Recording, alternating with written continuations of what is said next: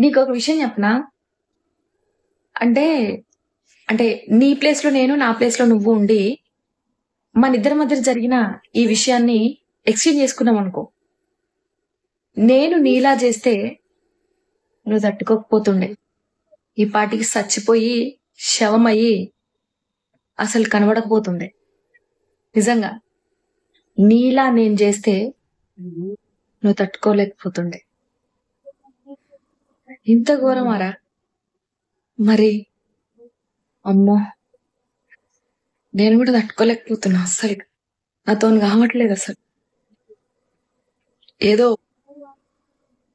కొన్ని కారణాల వల్ల ఇట్లుంటున్నాను కానీ సీరియస్‌గా నాతోని కావట్లేదు. తప్పుగారా? హా!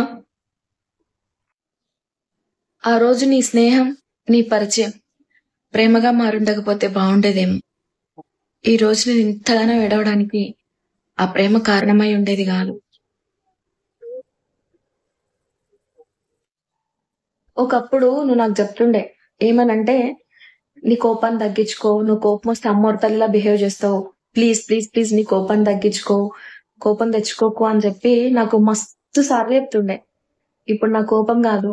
నా ఎమోషన్స్‌ని, నా ఫీలింగ్స్‌ని గూడా తగ్గించుకునే స్టేజ్‌కి నన్ను దిగజారిపోయేలా చేసినావు నువ్వు నన్ను. వామ్మో! ఏమన్నానా అసలు నువ్వైతే. మ ఇప్పుడున్న ఈ పరిస్థితులు, ఈ జనరేషన్, ఈ కాలం ఏంటో గాని, మనుషులు ఎప్పుడు, ఎక్కడ, ఏ విధంగా చేంజ్ అయిపోతున్నారో ఎవ్వరికీ తెలియట్లే. ఎవ్వరు మన వాళ్ళు గాదు. ఎవ్వరిని ఎక్కువ నమ్మకండి.